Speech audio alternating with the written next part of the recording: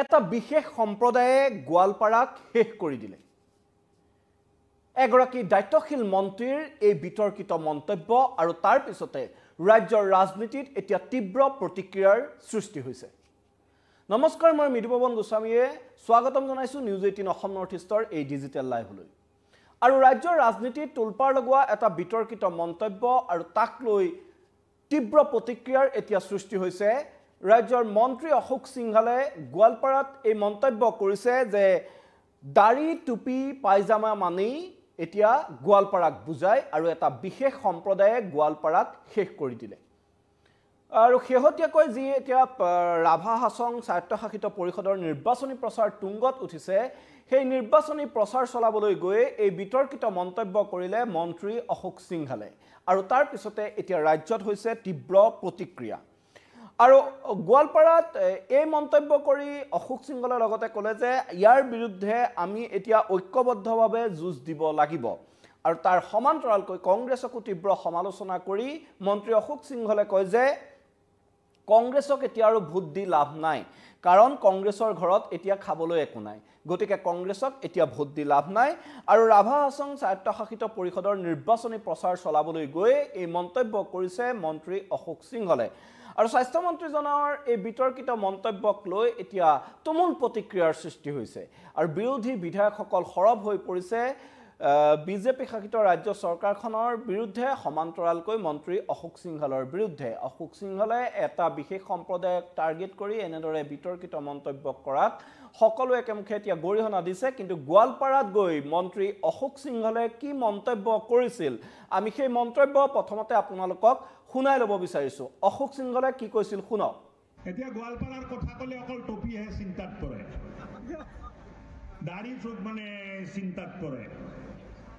আৰু পাজামা ইহঁতে যিবিলাক পিন্ধে 1 ফুট 6 ইঞ্চি ওখ কৰি পিন্ধে, কিয় পিন্ধে বা মই নাজানো। যিয়ে নহওক নিজৰ মানুহক সুৰক্ষিত কৰা দায়িত্ব আপোনালোকে আমাক দিছে।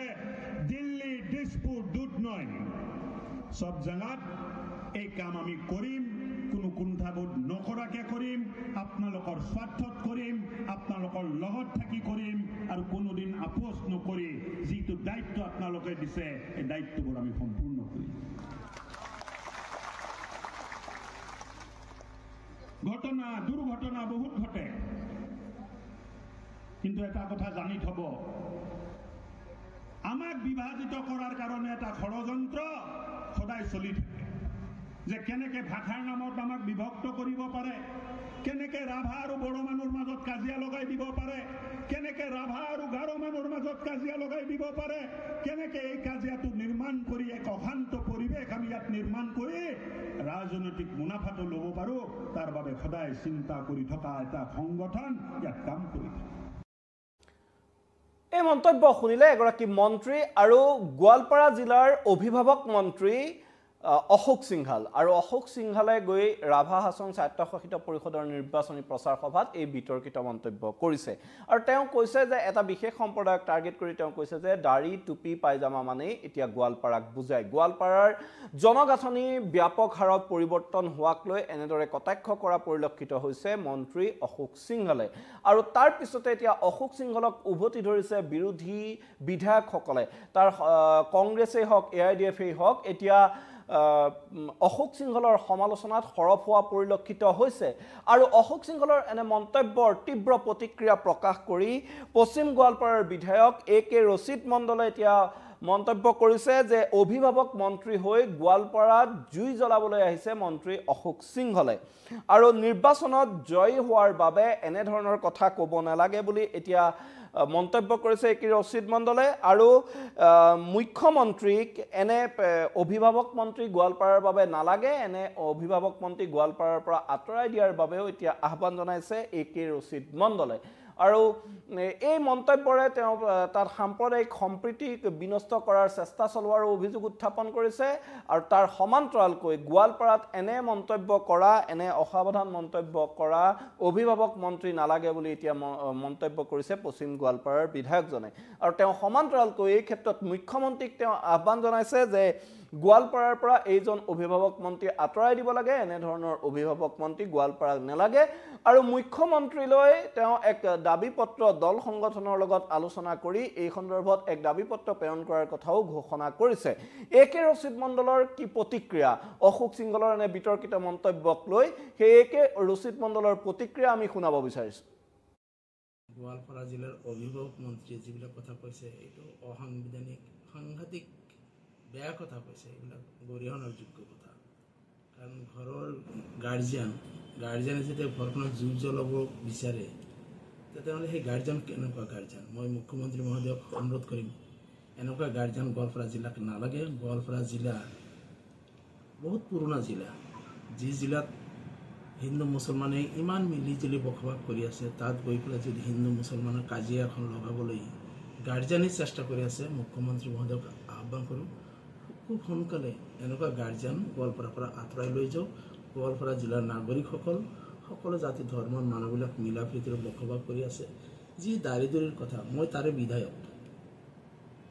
ৰাভা হাছমৰ যিটো প্ৰথম যেতিয়া ৰাভা অনাৰাভা সংঘাত হৈছিল আন্দোলন হৈছিল তেতিয়াও কিন্তু তাতে মই গণ্ডগোল হ'বলৈ দিয়া নাছিলোঁ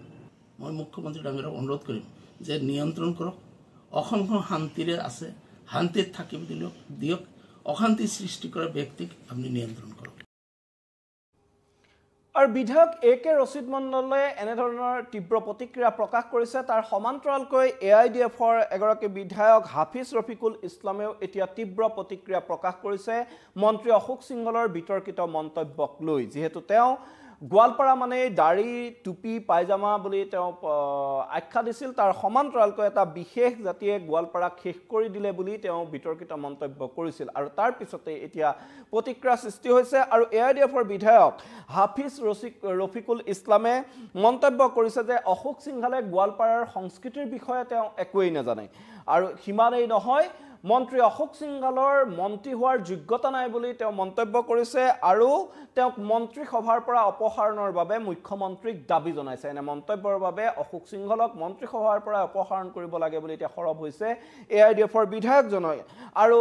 তেওঁ কৈছে যে মন্ত্ৰী অশোক সিংহলে কেৱল অসমক লুটিবলৈ আহিছে এনে ধৰণৰ মন্তব্য কৰিছে তীব্ৰ প্ৰতিক্ৰিয়া প্ৰকাশ কৰিছে হাফিজ ৰফিকুল ইছলামে আৰু এই ঘটনাৰ বাবে এতিয়া মন্ত্ৰী অশোক সিংহলৰ মন্ত্ৰী সভাৰ পৰা অপসাৰণ কৰাৰ দাবী উত্থাপন কৰিছে AIDFৰ বিধায়কজনে তেওঁৰ মন্তব্যও আমি শুনাই ল'ব বিচাৰিছো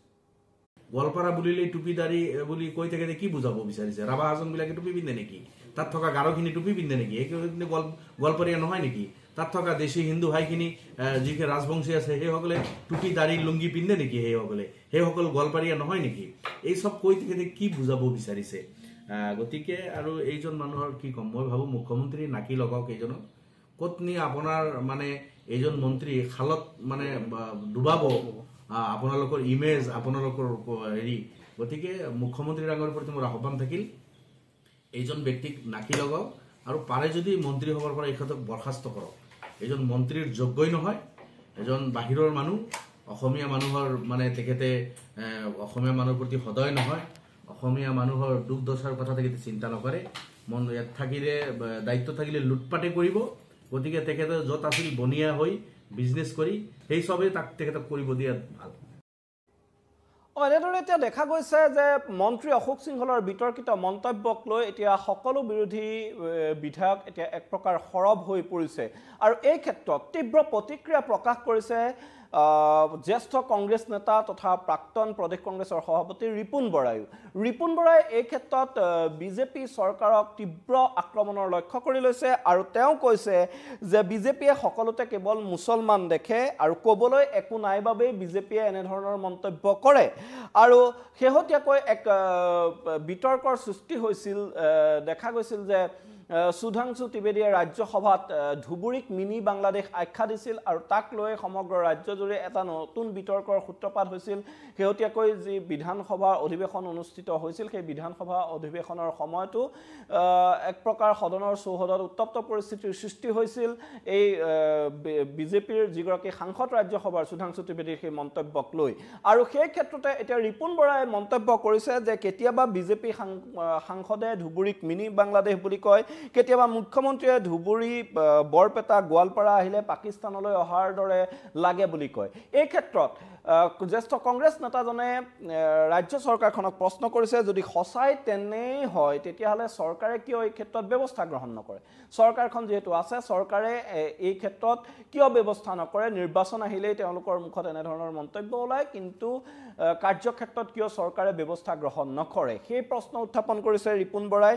আৰু তেওঁ কৈছে যে গোৱালপাৰাত যদি কেৱল দাড়ি টুপি পাইজামাই হয় তেতিয়াহ'লে অশোক সিংহলে ইয়াত কিয় প্ৰচাৰ চলাবলৈ আহিব লাগে আৰু তেওঁ মন্তব্য কৰিছে মইতো গোৱালপাৰাত কেৱল দাড়ি টুপি পাইজামা দেখা নাই গাঁৱৰ লোকসকল ইয়াৰ ভূমিপুত্ৰ হয় গোৱালপাৰাত সকলো ধৰণৰ জাতি জনগোষ্ঠীৰ লোকেই আছে বিজেপিয়েহে কেৱল সকলোকে মুছলমান দেখে এনেধৰণে এতিয়া প্ৰতিক্ৰিয়া ব্যক্ত কৰিছে ৰিপুন বৰাৰ মন্তব্যও আমি আপোনালোকক শুনাই ল'ব বিচাৰিছোঁ তেওঁলোকে সবতে কেৱল মুছলমানেই দেখে এইবিলাক আমি ইয়াত কেইটা মুছলমান আছো কওকচোন কেইটা আছো সবতে খালি মুছলমান দেখিব সবতে দাড়ি লুঙি কি কব কবলেতো একো ৰাস্তা নাই তেওঁলোকৰ বেলেগ তুমি যদি অশোক সিংঘাল তুমি যদি কৈছা যে গোৱালপাৰা মানে দাড়ি টুপি লুঙি কিয় আহিছা ইয়াত কিয় আহিছা প্ৰচাৰ চলাবলৈ তোমালোকে কিয় ভোট বিচাৰি আহিছা তেতিয়ালে দাড়ি লুঙি টুপি আমাৰ দাড়ি লুঙি টুপি আছে নেকি মইতো আজি ইমান ঘূৰি আছো গোটেইবিলাক গাঁৱত সেইবিলাক ভূমিপুত্ৰ নহয় নেকি আৰু দেখা যায় যে নিৰ্বাচন আহিলে শাসক বিৰোধী উভয় পক্ষৰ নেতাই এনেধৰণৰ বিভিন্ন বিতৰ্কিত মন্তব্য কৰে আৰু সেই মন্তব্যক লৈ তীব্ৰ প্ৰতিক্ৰিয়াৰ সৃষ্টি হৈ আহিছে আৰু এইবাৰ দেখা গৈছে যে ৰাভা হাছং সাহিত্য পৰিষদৰ নিৰ্বাচনী প্ৰচাৰৰ মাজতে এটা নতুন বিতৰ্কৰ সূত্ৰপাত ঘটালে মন্ত্ৰী অশোক সিংহলে আৰু মন্ত্ৰী অশোক সিংহলে এটা মন্তব্য কৰিছে যে এটা বিশেষ জাতিয়ে গোৱালপাৰাক শেষ কৰি দিলে গোৱালপাৰা মানে এতিয়া দাড়ি টুপি পাইজামাক বুজায় এনেধৰণৰ মন্তব্যই নিশ্চয়কৈ সমাজখনত বিৰূপ প্ৰভাৱ পেলাইছে আৰু এই সকলোৱে এই ক্ষেত্ৰত তীব্ৰ প্ৰতিক্ৰিয়া প্ৰকাশ কৰিছে এই ক্ষেত্ৰত পৰৱৰ্তী সময়ত শাসকীয় দলটোৱে কেনেধৰণে মন্তব্য কৰে সেয়াও পৰিলক্ষিত হ'ব কিন্তু নিৰ্বাচনী প্ৰচাৰত ৰাজনৈতিক নেতাৰ এনে মন্তব্য নতুন কথা নহয় পূৰ্বেও বিভিন্নজন ৰাজনৈতিক নেতাই এনেধৰণৰ উগ্ৰ মন্তব্য প্ৰকাশ কৰি আহিছে আৰু যাৰ ফলত বিভিন্ন প্ৰতিক্ৰিয়াৰ সৃষ্টি হৈছে কিন্তু এনেধৰণৰ মন্তব্য কৰি এতিয়া নিৰ্বাচনী বৈতৰণি পাৰ কৰাৰ চেষ্টা চলাই ৰাজনৈতিক নেতাসকলে আৰু নিৰ্বাচন আহিলেই তেওঁলোকৰ মুখেৰে এনেধৰণৰ বিতৰ্কিত মন্তব্য ওলায় আৰু সেয়া নতুন কথা নহয় এইবাৰ এই ৰাভা হাছং স্বায়ত্তশাসিত পৰিষদৰ নিৰ্বাচনতো তাৰ ব্যতিক্ৰম নহল যি বিতৰ্কিত মন্তব্যক লৈ এতিয়া সমগ্ৰ গোৱালপাৰাতে তীব্ৰ প্ৰতিক্ৰিয়াৰ সৃষ্টি হৈছে সমান্তৰালকৈ সমগ্ৰ ৰাজ্যতে এতিয়া বিৰোধীয়ে তীব্ৰ আক্ৰমণৰ লক্ষ্য কৰি লৈছে শাসক পক্ষক আৰু এই মন্তব্যৰে অশোক সিংহলৰ এই মন্তব্যই গোৱালপাৰাত শাসকীয় দলটোক কিমান সহায় কৰে সেয়াও পৰৱৰ্তী সময়ত পৰিলক্ষিত হ'ব তাৰ সমান্তৰালকৈ নিৰ্বাচনী প্ৰচাৰত এই অশোক সিংহলৰ মন্তব্যক বিৰোধীয়ে কেনেদৰে ইছ্যু কৰে সেয়াও পৰিলক্ষিত হ'ব এনে মন্তব্যই এতিয়া কাক সহায় কৰিব তাৰ বাবে হয়তো আমি ফলাফল প্ৰকাশলৈ বাট চাব লাগিব কিন্তু মন্ত্ৰী অশোক সিংহলৰ এই মন্তব্যই এতিয়া সমগ্ৰ ৰাজ্যতে তীব্ৰ প্ৰতিক্ৰিয়াৰ সৃষ্টি কৰিছে আৰু সকলোৱে মন্ত্ৰী অশোক সিংহলৰ এই মন্তব্যৰ এতিয়া বিৰোধিতা কৰিছে বিৰোধী পক্ষই তাৰ সমান্তৰালকৈ শাসকীয় পক্ষই কিন্তু মন্ত্ৰী অশোক সিংহলক সমৰ্থন কৰাও পৰিলক্ষিত হৈছে সামাজিক মাধ্যমতো তেনেধৰণৰ মন্তব্য পোহৰলৈ আহিছে আৰু এনেধৰণৰ এক বিতৰ্কিত পৰিৱেশৰ সূচনা কৰি নিৰ্বাচনী বৈতৰণি পাৰ কৰাৰ যি ৰণনীতি সেই ৰণনীতিৰে পুনৰ বিজেপি সফল হ'বলৈ সক্ষম হয় নে নহয় ৰাভা হাছং স্বায়ত্তশাসিত পৰিষদৰ যি নিৰ্বাচন অনুষ্ঠিত হৈছে সেই নিৰ্বাচনত ইতিমধ্যে বিজেপি মিত্ৰজোঁট যথেষ্ট আগুৱাই থকা পৰিলক্ষিত হৈছে কিয়নো কেইবাটাও সমষ্টিত বিনা প্ৰতিদ্বন্দ্বিতাই জয় হৈছে বিজেপি মিত্ৰজোঁটৰ প্ৰাৰ্থী আৰু তাৰ পিছত এতিয়া মন্ত্ৰী অশোক সিংহলৰ এনে আগ্ৰাসী প্ৰচাৰে তাত দলটোক কিমান লাভৱান্বিত কৰে মিত্ৰজোঁটক তাত কিমান লাভৱান্বিত কৰে সেয়া লক্ষণীয় হ'ব এই মুহূৰ্তত মই মৃদু পৱনে নিউজ 18 অসম নৰ্থ ইষ্টৰ ডিজিটেল লাইভৰ পৰা বিদায় লৈছোঁ ধন্যবাদ জনাইছোঁ